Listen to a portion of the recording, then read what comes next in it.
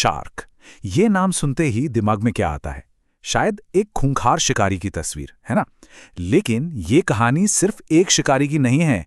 ये कहानी है पृथ्वी के सबसे बड़े, सबसे महान सर्वाइवर्स में से एक की।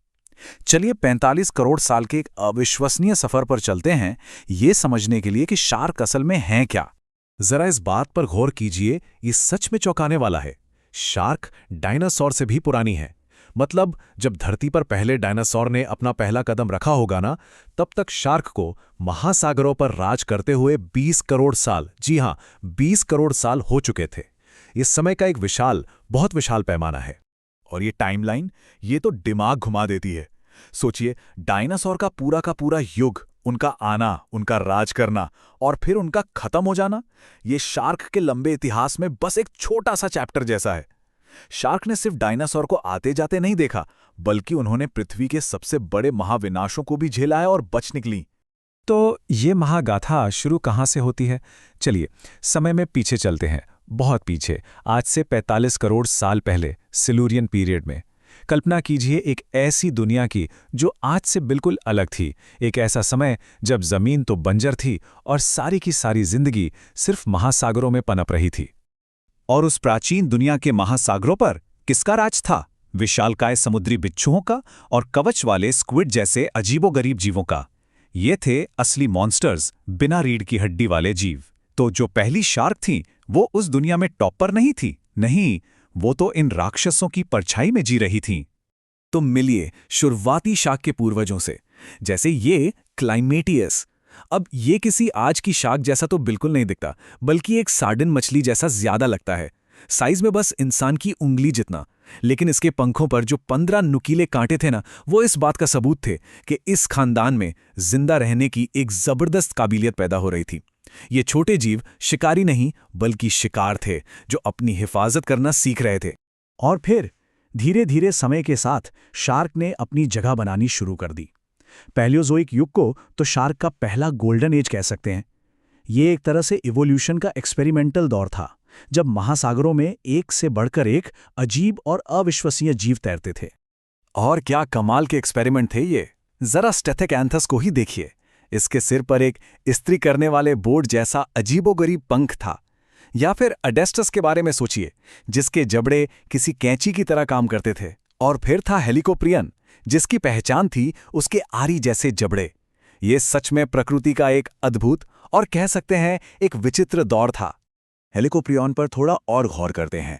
दशकों तक साइंटिस्ट्स इस पहेली में उलझे रहे कि दांतों का ये घुमावदार चक्र आखिर उसके शरीर में लगा कहाँ था। अब जाकर ये माना जाता है कि ये उसके निचले जबड़े के अंदर था और वो इसका इस्तेमाल शायद नरम शरीर वाले जीवों जैसे पुराने जमाने के स्क्विड को काटने के लिए करता होगा। उस विशाल पैंथलासा महासागर में ये नज़ारा वाकई डरावना रहा होगा। तो शार्क की कहानी में अब आता है उनकी पहली और सबसे बड़ी परीक्षा का समय। ये वो घटना थी जिसे हम पृथ्वी के इतिहास की सबसे विनाशकारी घटना मानते हैं। इसका नाम है द ग्रेट डाइंग। 90%। ये कोई छोटा मोटा आंकड़ा नहीं है। इस महाविनाश ने समुद्र की 90% प्रजातियों का सफाया कर दिया।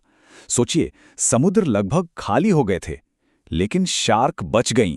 शायद इसलिए क्योंकि वो गहरे पानी में भी रह सकती थीं और खाने के मामले में ज्यादा नखरे नहीं करती थीं। उनकी जिंदा रहने की जो काबिलियत थी, वो यहां असाधारण साबित हुई। द ग्रेट डाइंग के बाद दुनिया पूरी तरह बदल चुकी थी। महासागरों में जो जगह खाली हुई, उसे भरने के लिए एक नया ग्रुप सामने आया, विशाल समुद्री रेप्टाइल्स, जैसे इक्थियोसॉर। एक बार फिर शार्क्स टॉप पर नहीं थीं। अब उन्हें इन नए समुद्री दिग्गजों का सामना करना था। लेकिन शार्क वो नहीं जो हार मान जाए। डायनासोर के युग में उन्होंने चुपचाप धीरे धीरे वापसी करनी शुरू कर दी। उन्होंने खुद को बदला, नए और ज्यादा मॉडर्न रूपों में विकसित हुईं और समुद्र पर फिर से अपना दबदबा कायम करने के लिए तैयार थीं। और क्या शानदार वापसी थी ये। जुरासिक और क्रेटेशियस पीरियड में शार्क की डाइवर्सिटी देखकर हैरानी होती है। एक तरफ हाइबॉडिस जैसे शिकारी थे, तो दूसरी तरफ टिकॉइडिस जैसे विशाल जीव जो बड़े बड़े क्लैम खाते थे। और फिर एक्विलोल्मा जैसी अजीब ईगल शार्क भी थी, जो किसी मंटारे की तरह तैरती होगी। कमाल है ना? अच्छा, हमें ये सब पता कैसे चलता है? ऐसे ही कमाल के फॉसिल्स यानी जीवाश्मों से। ये देखिए, ये पैरासेस्ट्रिन का एक अविश्वसनीय रूप से अच्छी तरह से बचा हुआ जीवाश्म है, और जब इसे यूवी लाइट में देखा जाता है तो ये हमें इन प्राचीन जीवों की बनावट के बारे में बहुत ही बारीक जानकारी देता है। ये वो पल है जब विज्ञान जिंदा हो उठता है। तो साइंटिस्ट्स इन फॉसिल्स का इस्तेमाल करके शार्क के एवोल्यूशन को कैसे समझते हैं? वो एक मेथड यूज करते हैं जिसे क्लैडिस्टिक्स कहते हैं। इसे आप एक तरह की जासूसी समझ सकते हैं, जिसमें वो सुरागों को, मतलब फिजिकल फीचर्स को जोड़कर एक फैमिली ट्री तैयार करते हैं। और ये रहा उस जासूसी का नतीजा। ये फैमिली ट्री दिखाता है कि कैसे पैरासिस्ट्रैंशियन जैसे जीवाश्म वैज्ञानिकों को शार्क के पूरे वंश को समझने में मदद करते हैं। इससे ये पता चलता है कि कौन सी प्रजाति किससे जुड़ी है और समय के साथ उनमें क्या क्या बदलाव आए। और फिर आया दूसरा महाविनाश। करीब 6.5 करोड़ साल पहले एक विशाल एस्ट्रॉइड पृथ्वी से टकराया, डायनासोर का राज खत्म हो गया, जमीन और समुद्र दोनों में तबाही मचा दी गई। लेकिन शार्क, जो गहरे समुद्र में थीं और अलग अलग तरह का शिकार करती थीं, वो एक बार फिर बच रहीं। ये उनकी दूसरी बड़ी परीक्षा थी और वो इसमें भी पास हो गईं। डायनासोर और विशाल समुद्री रेप्टाइल्स के जाने के बाद महासागरों में टॉप पर जगह खाली थी, और अब सेनोज़ोइक युग शार्क का असली युग बन गया। और इसी युग ने जन्म दिया अब तक के सबसे बड़े शार्क को। मेगालोडन सिर्फ नाम ही काफी है। ये नाम ही एक कहानी बन चुका है।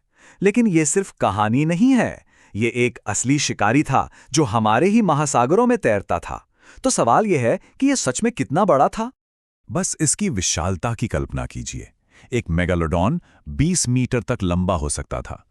यह सिर्फ एक सिटी बस से ही बड़ा नहीं था, बल्कि अगर आप 3 ग्रेट व्हाइट शार्क को एक लाइन में खड़ा कर दें तो भी ये उनसे लंबा होता।